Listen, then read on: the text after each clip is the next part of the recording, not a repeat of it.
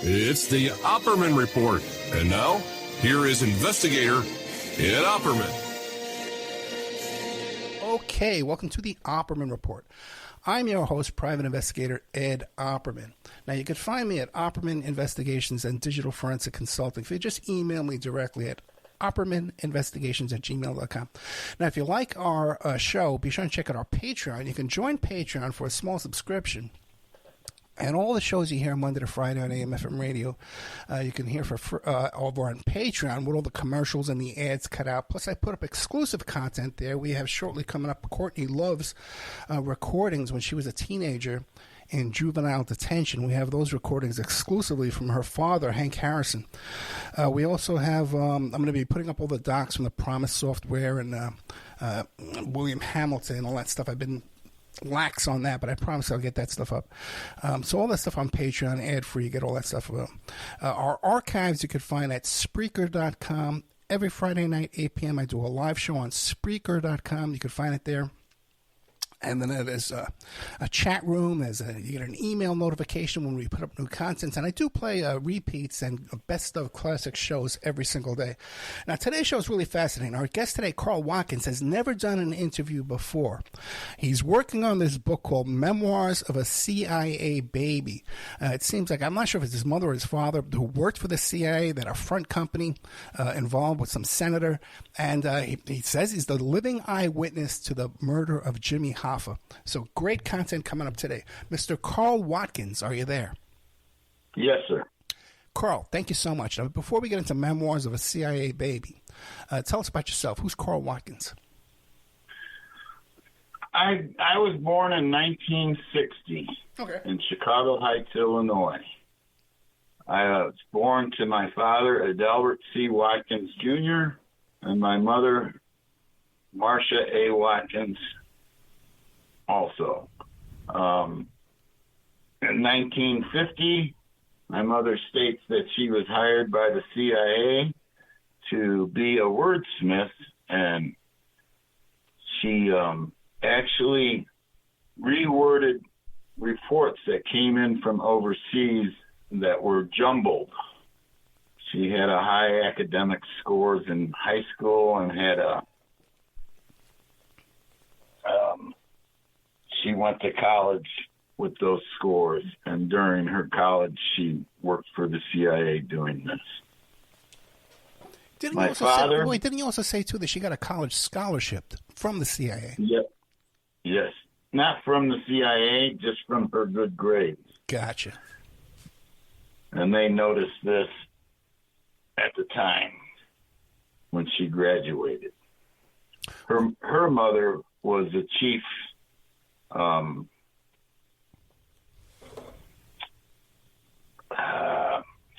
she worked for Time Life magazine. Oh, okay. And what college did your mom go to? Let me look at this.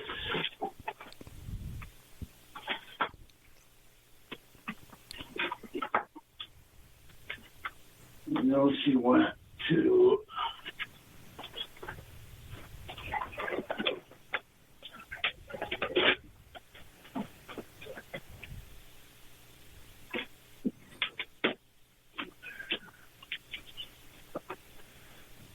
let's see. I have a paper she wrote while she was in college.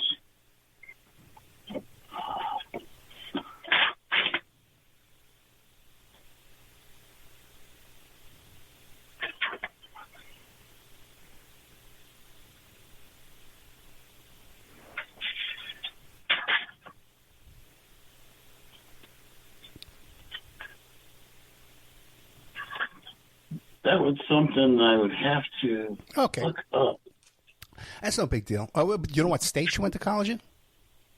Illinois, Chicago. Okay, Chicago, Illinois. Okay. Yeah. All right, so your mother, Marcia Watkins, went to college, and the CIA recruited her in college. Go ahead. My father was Adelbert C. Watkins, Jr. His father was upper management of Wisconsin Steel and International Harvester. My father went to was in the Korean War. And after he got out, he started a landscaping business in 1955, which was just basically himself at the time until 1959. In 1959, my father acquired a silent partner who at the time was in the House of Representatives and in 1964 became a U.S. Senator. In 1959 also, my father recruited men out of the Juvenile Detention Center, which later became known as the Blackstone Rangers. In 1960, my dad started cutting all the grass along the Illinois state highways, and the Blackstone Rangers worked as the crew that cut the grass on the highways. I knew these men until I left Chicago. And who was the senator? It was U.S. Senator Walter Hofffelter. Hofffelter. So when did you first become aware that your parents were CIA? Were both parents CIA or just one? Well, my father was actually somehow attached to the Navy all these years, because after we left Chicago and he was very sick, he always complained that they never gave him his full military retirement because they cut all ties with him. But I actually, on Father's Day of 1975, I helped my father save the life of a CIA agent. And this is when I was read into what they were doing. Okay, so what were the circumstances around that? 1975, you said? Yes, June 15th of 1975. So you had to be about 17, 18 years old, right? I was 15. 15, really? 75? Yeah, you're 2 years younger than me. No, yeah, you're 2 years older than me. And 75, you're only... Okay, maybe I can't do the math. Okay. So, I was born in 1960, and in 1975, I was 15. Really? Okay, because I'm 62. Anyway, listen, I can't do the math. Okay, let's put it that way. Okay, and I never said I was going to do math on the show. So, what were the circumstances around that? My father's business had to pay protection to the Chicago outfit. A man, the boss, whose name was Albert Taco. He was a mafia boss of the south side of Chicago. These men, the CIA agent, had stolen 20,000 cartons of cigarettes from a warehouse in downtown Chicago. He was using these cigarettes to convert a Russian spy at the time. Taco and his henchmen found this man and had him in a basement of a house in Calumet City. They were beating him to death, and they were going to kill him. And right before they killed him, he cried out my father's name, which really surprised these men.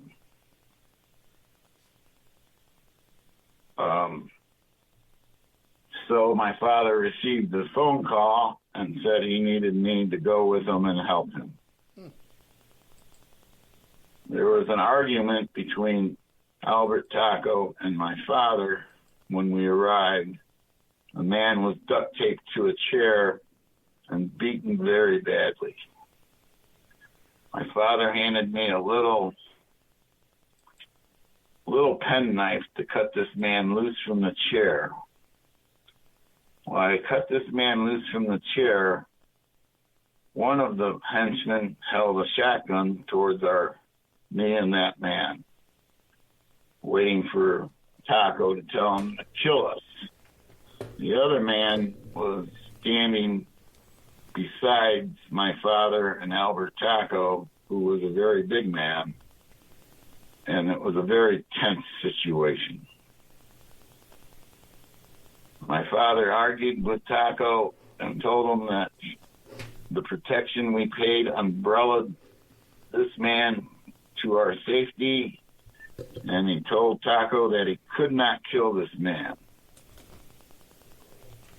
Taco wanted $100,000, and my dad told him it's too bad. It's the price of doing business. Since my dad was probably pretty mad that he had to pay protection to Taco all those years anyway.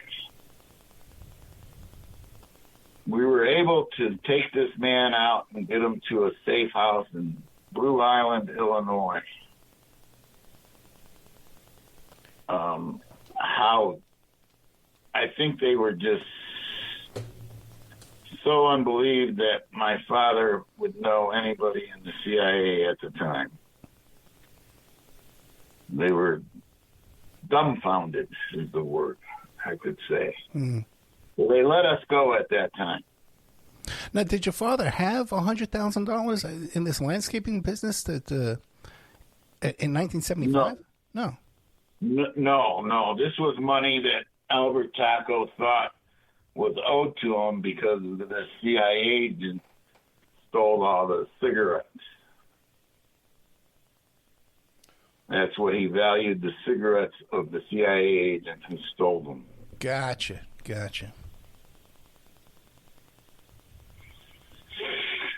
And that was it for a while. We were like I can't say that word, but we were in danger from that day on. My family, my father, and so that was about it with that incident itself. And then about 2 or 3 weeks later, my grandfather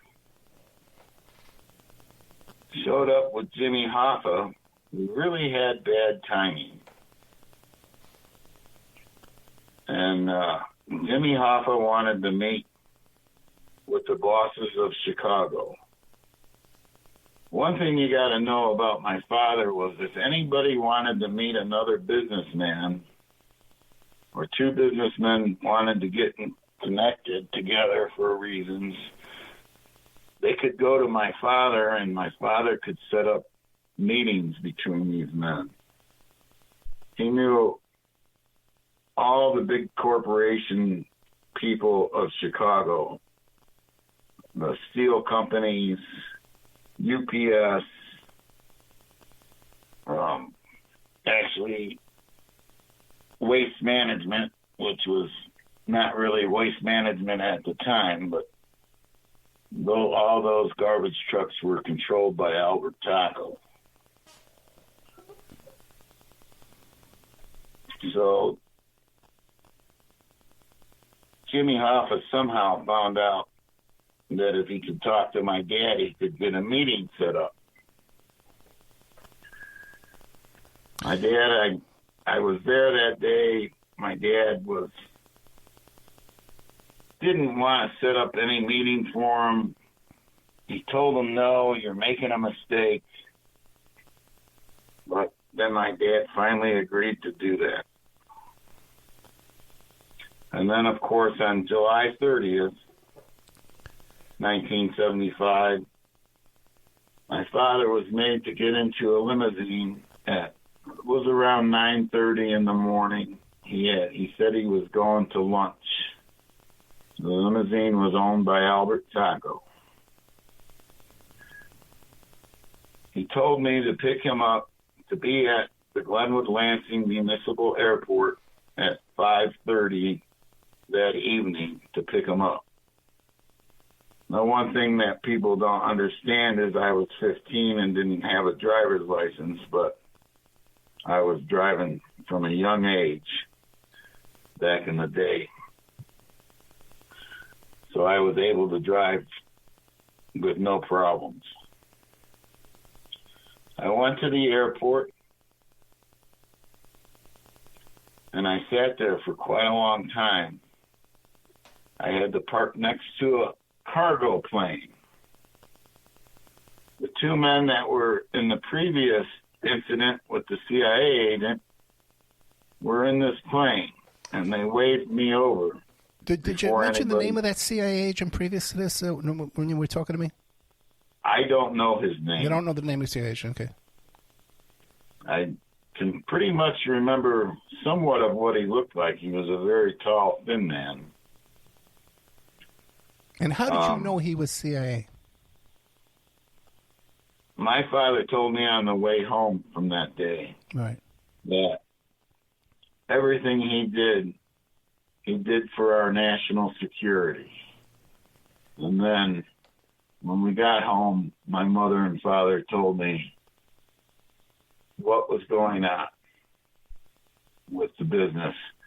And their main objectives in the business was to find and identify Russian and communist spies in the Chicagoland area. The Blackstone Rangers were also used to help us identify anybody who was out of place in their neighborhoods also.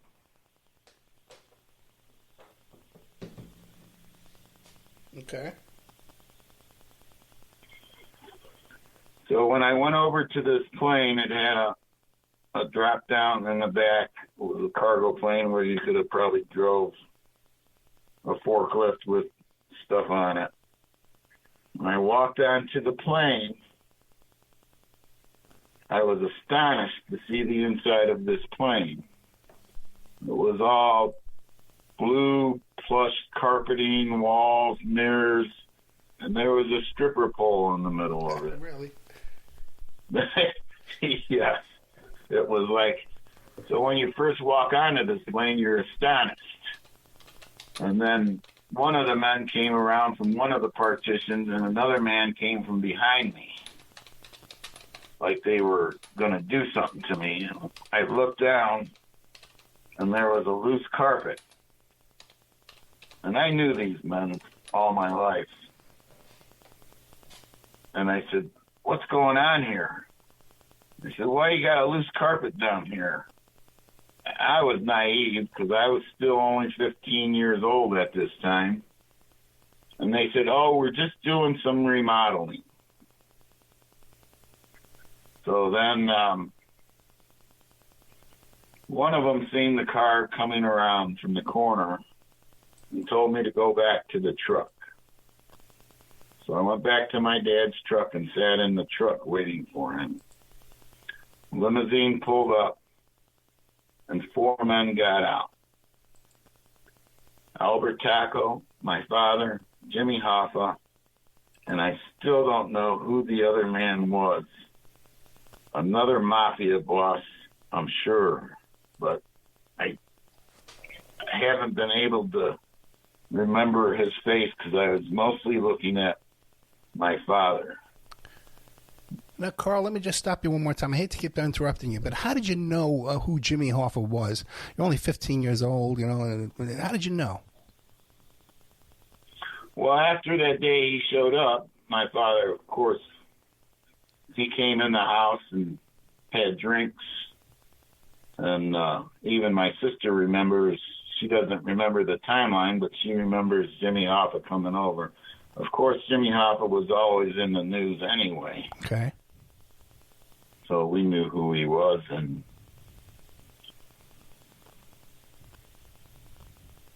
no mistaking who he was.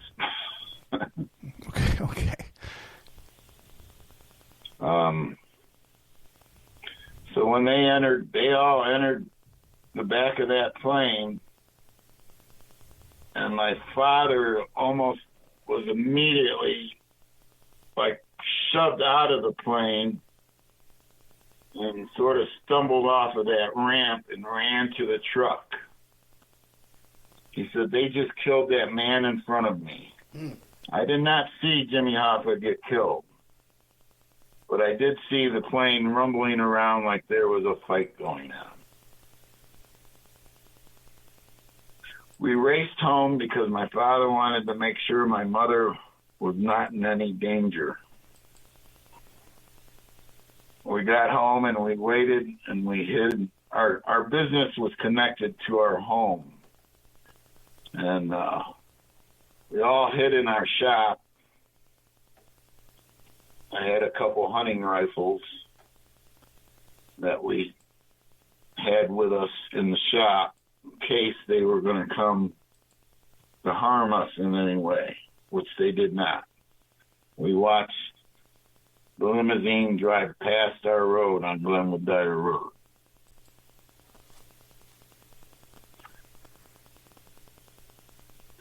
And that's pretty much what I know about what happened that day.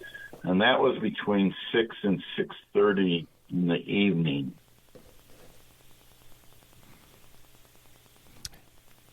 Now, I did a little homework and I looked up to see if this was any way could have happened, and according to the highway records, that Glenwood Lansing Airport was a 4-hour drive from the restaurant in Michigan where Jimmy Hoffa disappeared, Red Fox.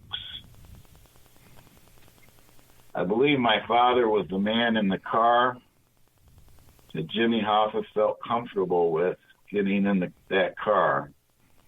They then most likely switched cars. This is my thinking of what happened. And they switched cars into the limousine somewhere else. Well, Carl, did you ever discuss this with your dad and say, hey, Dad, what happened that day with Jimmy Hoffa? Yeah. It's exactly what I'm telling you, too. Okay. And for a couple years after that, I hounded the one man trying to find out what they did with Jimmy Hoffa's body.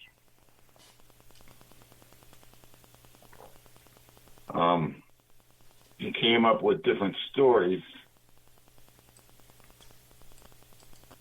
which another thing I haven't told you was when I was 11 or 12, I started cutting the lawns of Tony Accardo and Albert Taco's homes where they lived. I knew Accardo as his child, who basically was friends with my grandfather and my mother's father. And then when I was 12 in 72, my grandfather died, and that's when I first met Tony Accardo.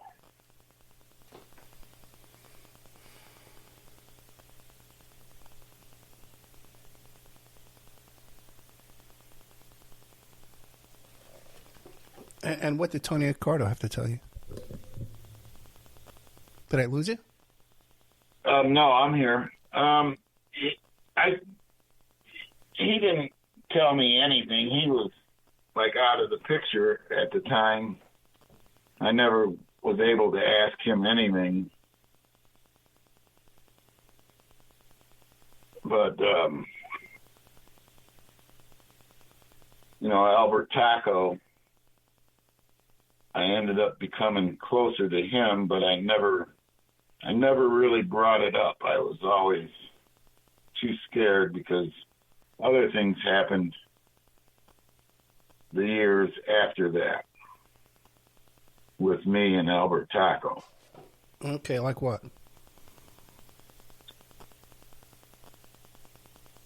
In the summer of 77,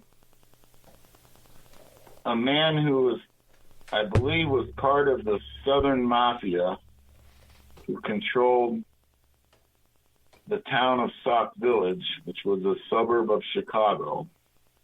His name was Bobby Joe Garmany. A neighbor told us, I worked for Bobby Joe Garmany one summer in '76. He had a hay baling company.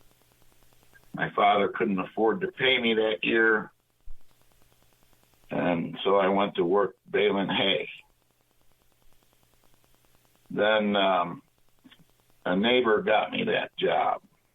This neighbor also told me and my best friend about $10 million in counterfeit money that Bobby Joe Garmany had made and was distributing out of a engine company out of Chicago Heights.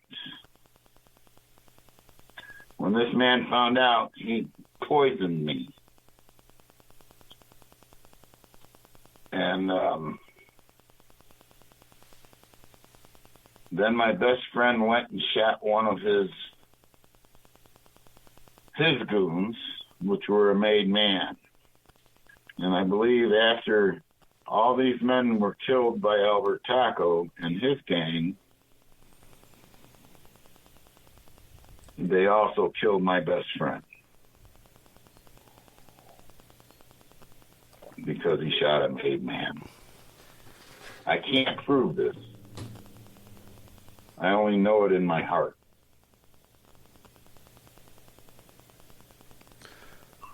Well, were you ever questioned by the cops in any of these situations?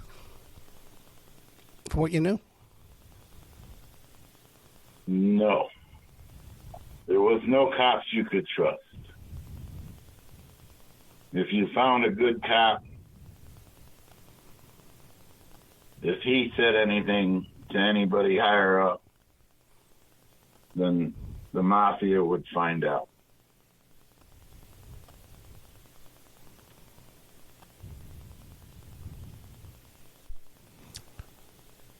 After this incident, I was offered the town of Sauk Village to run, and I was brought to Bobby Joe Garmany's bar, whatever they were doing. And his sister actually owned this place in Sauk Village. They brought me to her. She was ready to sign over ownership of this bar to me, and I was only 17. My dad told me never to accept anything, and he told me not to accept anything that day before I left. When I got to the bar and they said, this is all yours, you can have it, she's ready to sign the papers over to you, and I told them that she had lost enough. She lost her brother. Let her keep her bar. They weren't too happy about that. So I was brought back home, told my father what had happened. Now, since I wasn't cooperating with them, they wanted to keep me close because of everything I knew.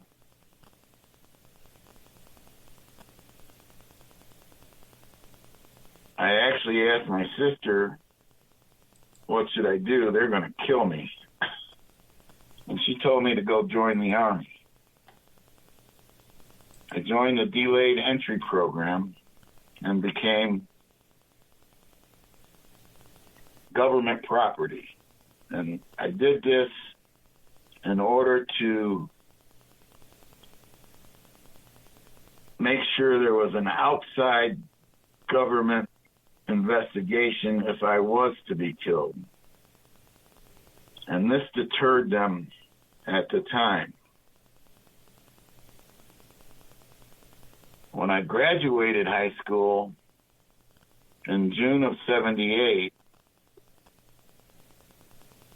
the Monday after my graduation, I had a month before I left for boot camp.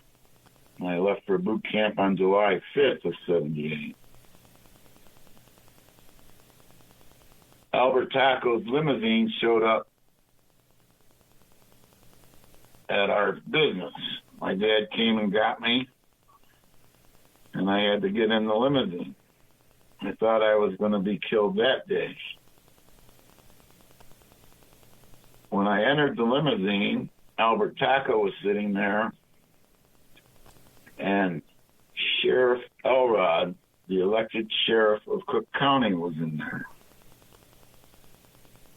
He was just as scared as I was, so I'm not saying anything bad about Sheriff Elrod. This was a scheme that Albert Taco was trying to use to get me killed. He wanted me to do a drug bust, set up a drug buy so the Cook County Sheriff's Department could make a bust against people who were selling bad drugs in the forest preserves. It was angel dust. A lot of kids were dying from it. They're flying out of windows. I agreed to do this, and Albert Taco says, I'll fund the project.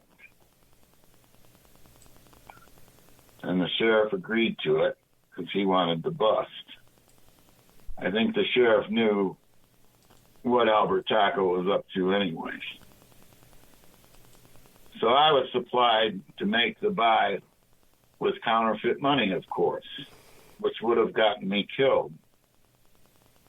My father made my sister do this with me, who is still alive today and can verify this.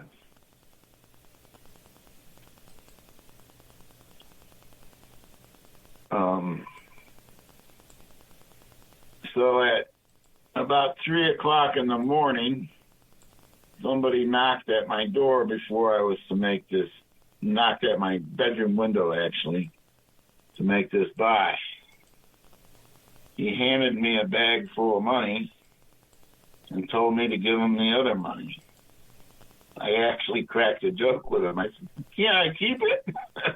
Because I was pretty young at the time. He goes, "No, give it to me."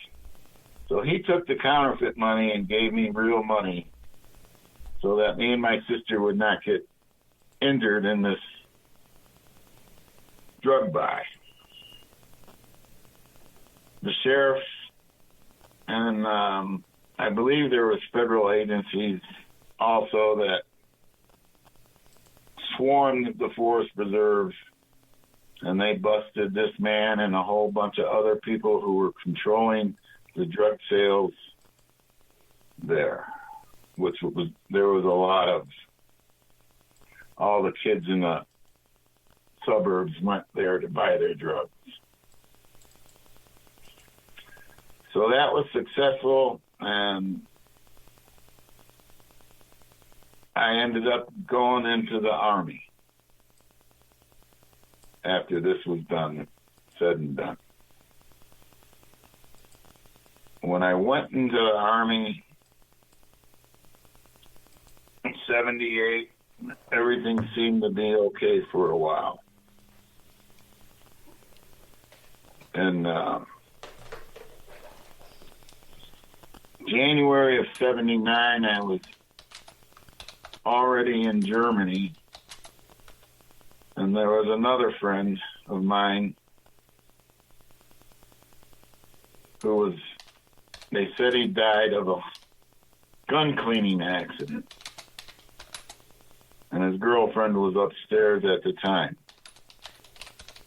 I believe that he was most likely shot through an open window, and then it was disguised that he was cleaning his gun and shot. Ended up going off. Everybody who went to his funeral, which I wasn't there, said he had pellets on the back of his hand, pellet holes in the back of his hands and everything. So nothing seemed to be what it was.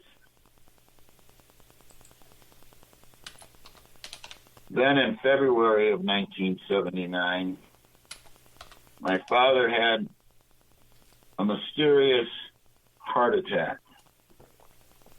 which was caused by a blood clot. I have his medical records. When he first entered the hospital, there was nothing wrong with his blood, and they couldn't figure out why he had a blood clot. Then, a couple months later, I came home on emergency leave to see him. I went back, and then I was poisoned in a military chow hall. I show a picture on my Facebook page of how the man did it. And in our chow hall in Germany, we had an open campus type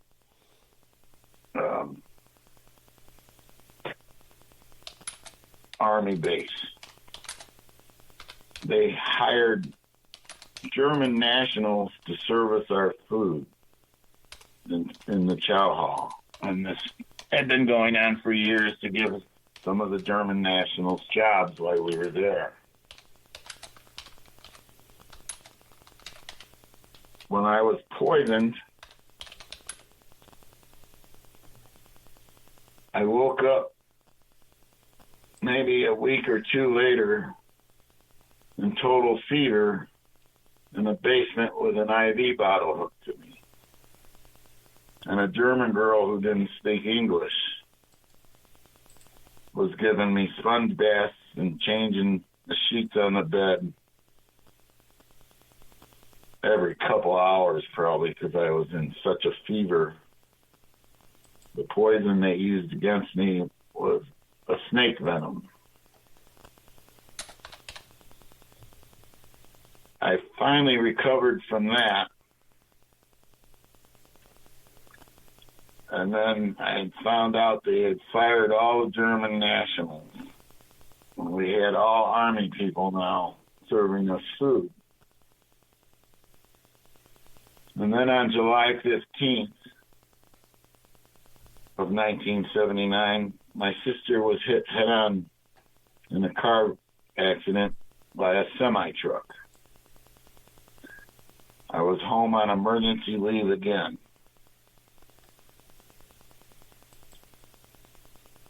She survived this crash somehow, and I still take care of her today. Now, whether this was another hit on us or not, I don't know. Well, what would be the motives for trying to kill you and your sister? We knew too much. All through the years of everything that was going on. We knew too much information. It was about the murders of Jimmy Hoffa, the murders of Bobby Joe Garmany, his girlfriend, and his two goons or hitmen or whoever they were. And everybody suspected that my one friend was also murdered by them.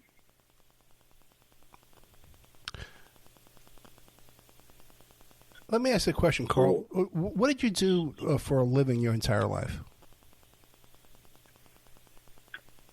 Well, after I left Chicago, we negotiated our freedom.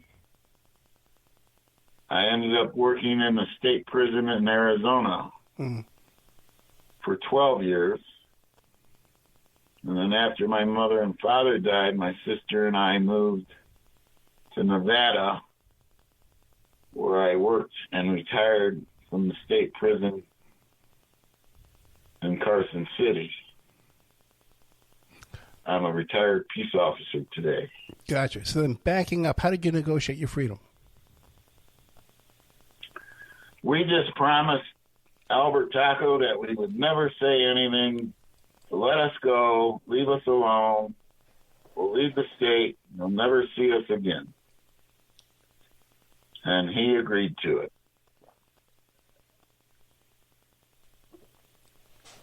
He wanted to loan me the money for my dad to keep the business, but because the business was financially just ruined from teacher strikes and all the steel companies closed up and moved down south to right-to-work states at the time, the economy was really shitty. So we told him, no, we don't want to keep the business. We just want to leave. And he let us leave.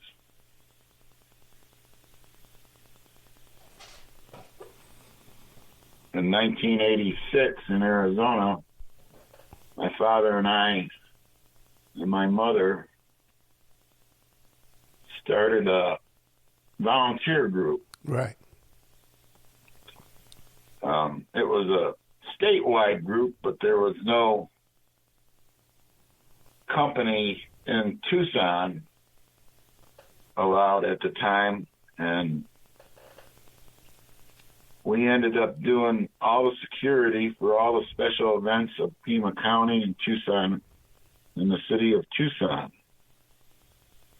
I have some pictures on my website. This is just to show the character of our family, that who we really were. And when we were doing this, it was the Arizona Rangers Tucson Company. And some of the pictures I show are me standing in between a retired colonel and a retired general of the U.S. Army. And also, too, you have some information about the attempted assassination of Castro? That happened in the early 60s. This was told to me by my mom and dad when they told me about everything that was happening when right before Jimmy Hoffa, right around that time, that all happened. Okay, so what did they tell you? My father was given a single ingredient and a recipe to have pills made. These were given to him.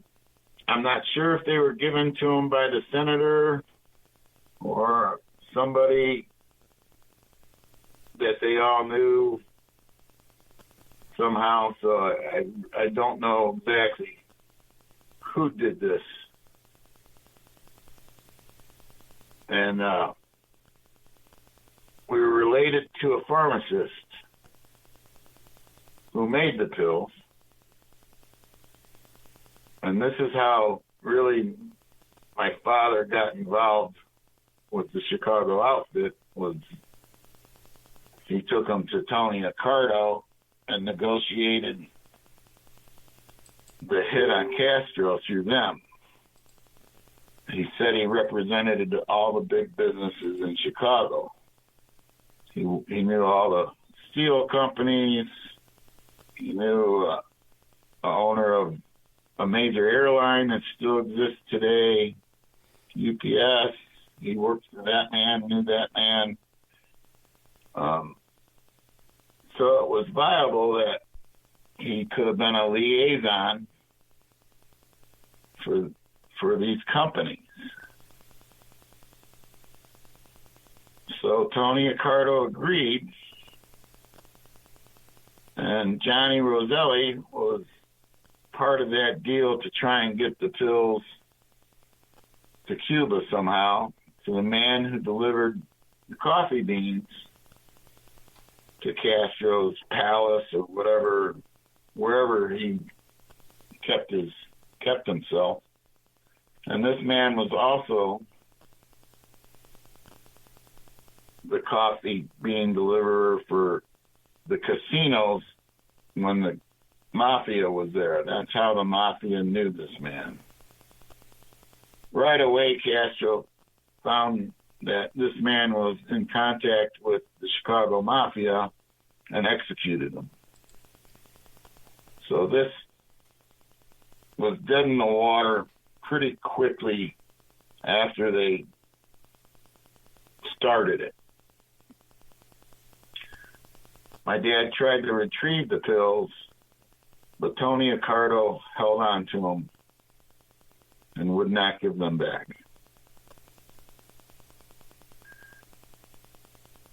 My relative, who was the pharmacist, was stabbed on the same pier that Johnny Roselli was murdered on. And people were running down the pier to see what the commotion was. And they took Johnny Roselli in a boat, and they left my relative for dead because he was bleeding to death. The people who arrived at the scene helped save my relative's life and got him to a hospital where he survived. He was not messed with again after that.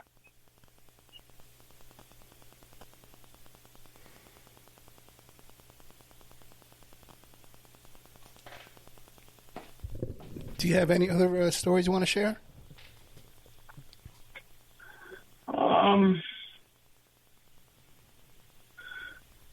Not at this time. Once I do publish my book, then I guess we can find out more then. Well, what's delaying the publication of the book? Funding. I've gotten a lot of fly-by-night people that want to do this or do that, but I am looking for the right publisher to publish my memoirs. So I've held off from that, and I don't know what the government's going to do, if anything, about my story. Well, the book's completely written now? Yeah, in one form, but, my sister read it, and she told me I should write 20 short stories out of it. So I'm going to start writing, and I can see 10 of them, 10 stories in there that I could write about. So I'm not sure on which way I want to go with it either. I've never written a book or anything, so I get confused on what really I should do with it. Now, from also, too, looking at your Facebook page, Memoirs of a CIA Baby, it says that some of this stuff may lead to the assassination of JFK? Well, the thing that gets me is if there was some type of assassination attempt against Castro, does my story have anything to do that I don't know about, have anything to do with any other assassinations? I don't know. I've been trying to find out. I've been looking at pictures all over the internet to try and figure out this or that. I've been looking things up. Now, it says also, too, you have your mother's diary. What now? I'm sorry. You mentioned, too, you have your mother's diary that describes her being recruited by the CIA. What else is in your mother's diary? Pretty much that's like at the end of her diaries, her younger diaries are just of, personal, like boyfriends or whatever else. Yeah. My grandfather and all his brothers, her father, supposedly were good friends with Al Capone and Lucky Luciano, and they drove beer trucks for Al Capone. But, I have a picture of these guys, and I can't find them in any pictures with Al Capone. And supposedly, two of my great uncles married into the Capone family, but I can't find any proof of that. So I really can't say that it's true or not true. I noticed, too, on your Facebook, you're disgruntled about some of the JFK groups, Facebook groups. But what about, like, the Al Capone groups and the outfit, the Chicago outfit groups? How have they received your story?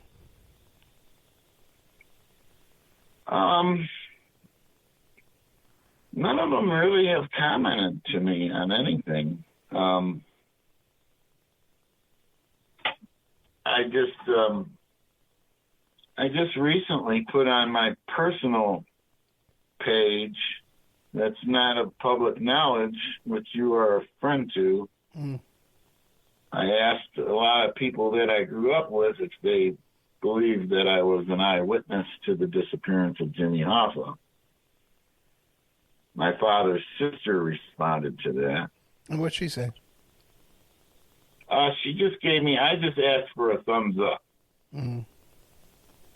And she gave me a thumbs up, and a bunch of other people that are important to how weird it was that when I was growing up.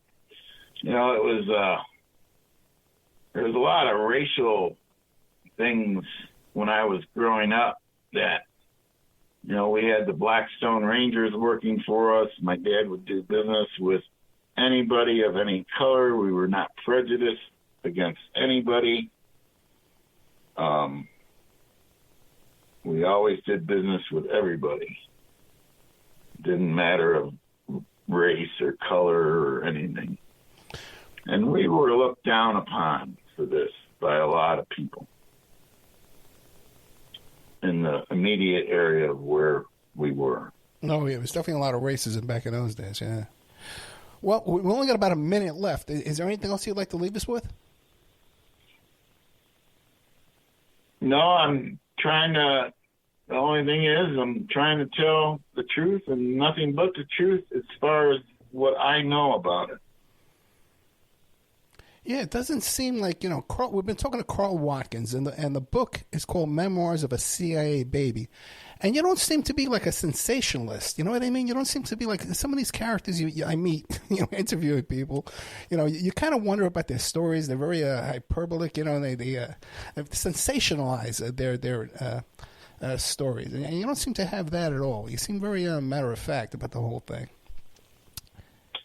I'm trying, you know. Yeah. I'm just telling the way I grew up. I mean, it was weird. I wouldn't change it for anything, though. Have you ever talked to Ted Rubenstein?